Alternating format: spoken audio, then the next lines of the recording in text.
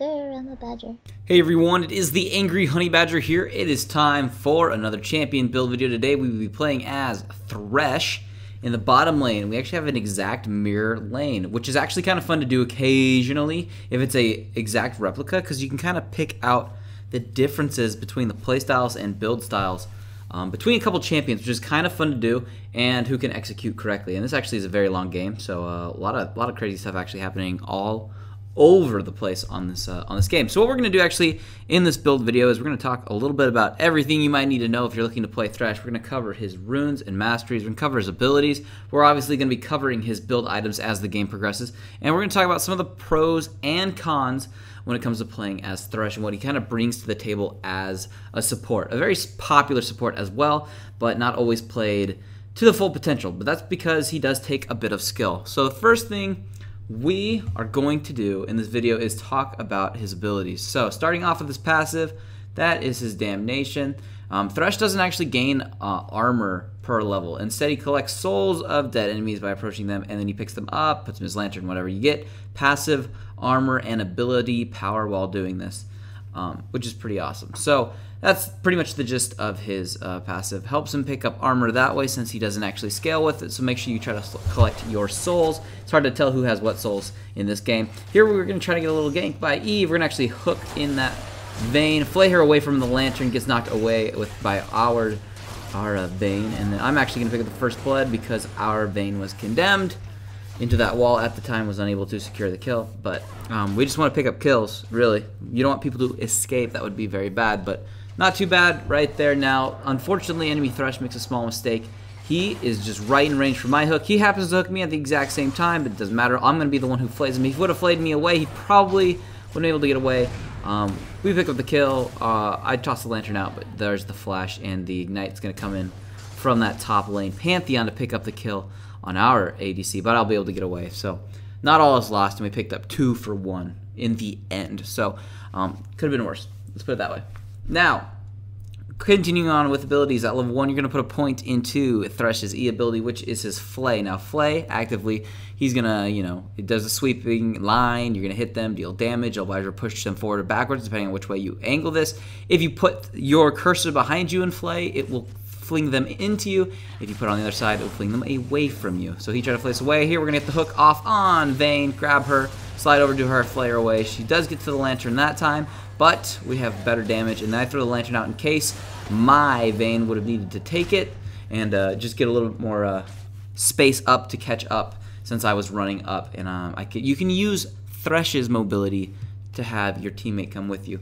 But yes, anyways, that was the beginning of our flay, and then the passive part of our flay, besides flaying them and slowing them, the passive part, now Thresh deals bonus magic damage on his auto attacks, and it's pretty nice poke and utility while in the lane. It's very, very nice ranged poke that helps actually deal some significant damage. So you do have to be cautious against enemy Threshes that can get up there a little bit and hit you in the face, and because that's a lot of damage that actually will really hurt quite a bit. So you have to really pay attention to that damage coming in off of that flay. We're also going to max this ability out first, but at level 2 we put a point into our death sentence. This is when you throw out your hook. You're going to grab enemies. It does deal damage. You can drag them towards you for 1.5 seconds. Additionally, you may reactivate the ability and leap to that chained enemy. And if Thresh hits a target, death sentence cooldown is reduced by 3 seconds. We're going to build a very specific way today. It's in reference to Bunny Fufu, actually. Now, it's not the exact same way he does it. He does it differently, but his way is really good, but you have to be an insanely good Thresh player. But we're going to do a very similar concept involved where we are going to eventually get to max cooldown reduction with our Thresh. So if you are landing your hooks, which I typically do because I like to play Thresh a lot, he's very fun, what happens is you'll have your, I think they go to 4-second cooldowns if you land them because you get that 3 seconds off. So you have hook after hook after hook in these team fights over and over and over, and it's an insane crowd control response. So yeah, as long as you keep landing hooks, you keep getting that reduced cooldown, and then with 40% cooldown reduction, then you're going to be good to go. I tanked out that turret and died apparently, which is whatever, nobody got a kill. But that's your death sentence. You're going to max this out second because that's when you want to start getting that cooldowns just really happening to it. So No cooldown reduction on it means it'll go down to 12 seconds. So once you get, another 3 seconds off, that's 40% cooldown reduction. Puts you right around that 5-second mark. So really, really fast to get your flays up. There we secure a kill too with hooks. There's a lot fast forwarded in this game. It is a very long one. But that's just a big thing with Thresh. Those hooks are devastating. Those can result in kills very fast. Now, level 3, what we're going to do, put a point into your Dark Passage. This is when you throw your lantern out. It will shield the first ally that touches it. It is going to give them, a little bit of a shield. It does also scale with your ability power. For 6 seconds is how long that can be there. And then the first ally to click the lantern will be pulled by Thresh, or to Thresh.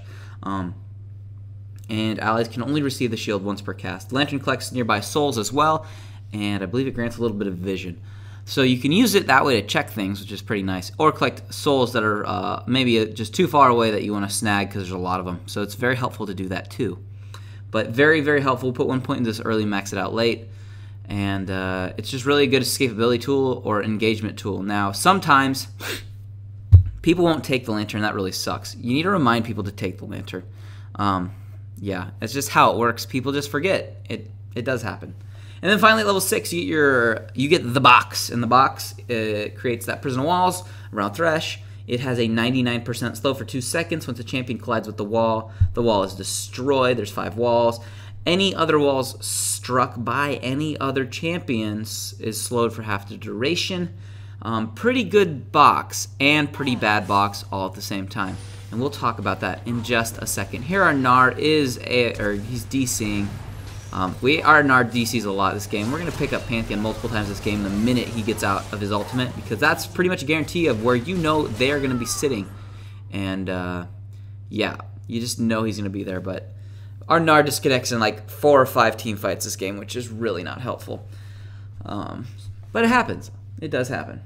We'll get over it. But those are our abilities. Let's talk about the items a little bit, since we are a little bit in the game now. Now, we built very different than the enemy Thresh. A lot of the times, people have been building Face of the Mountain. Still a good build path. A lot of health there. Good way to share gold, but it's not a perfect way of doing it. And Thresh actually getting those last hits is a little bit easier with the Flay passive to help him get the procs off Face of the Mountain to split up that gold. Unfortunately, it's also not a sure thing. So, it's a little bit greedy. I used to do that build path all the time, but it's not as easy as you might think. At least long run. And then I feel late game, no one ever respects you for having the item, and then therefore you never get to use that successfully.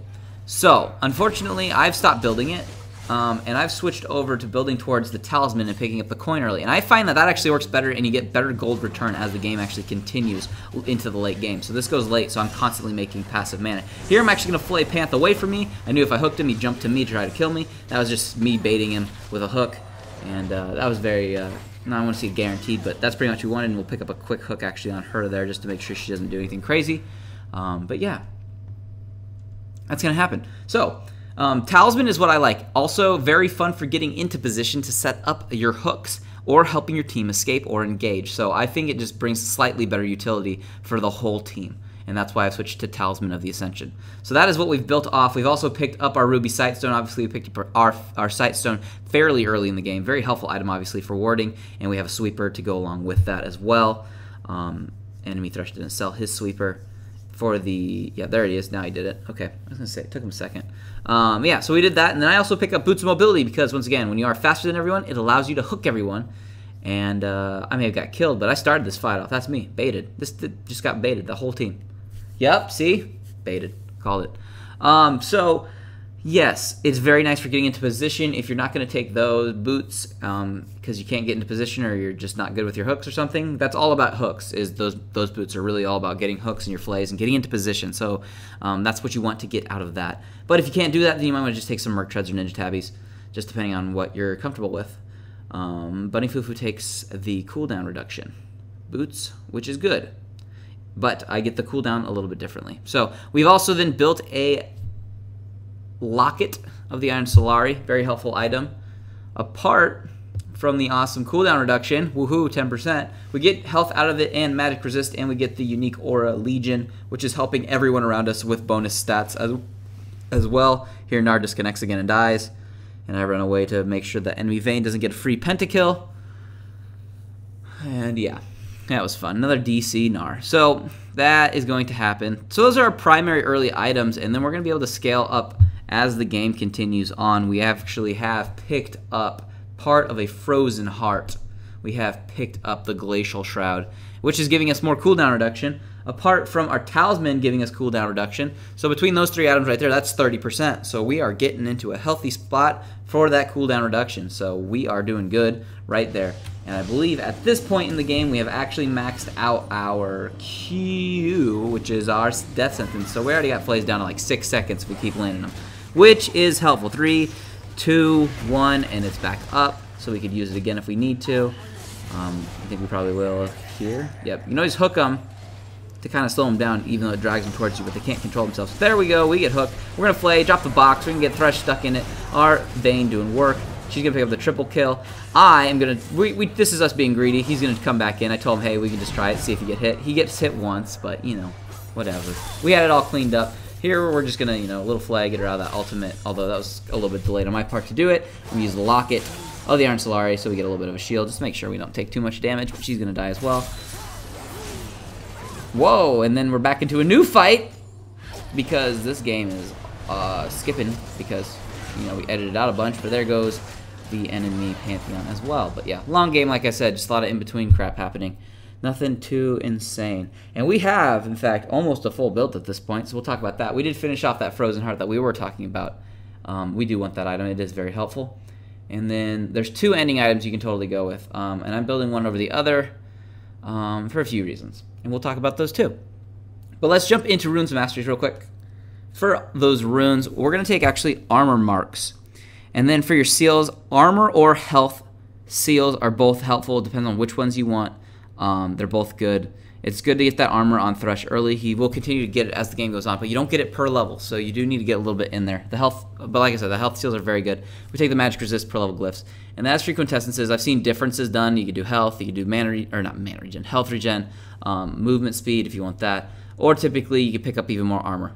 Might sound like overkill, but all those work great. You just really want to be tanky early and continuously, and it seems to work for the best. Here I get hooked by enemy Thresh, but he will get hooked by me because I have the rest of my team, and we're going to go ahead and slide in and flame back to the team.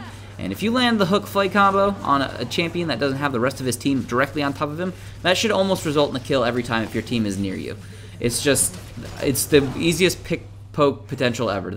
Just the ult and the flay is a huge, it's just huge. I don't know how any way to put it, except for if it's Poppy and she ults you and your team can't do damage to her because her ult is insanely strong.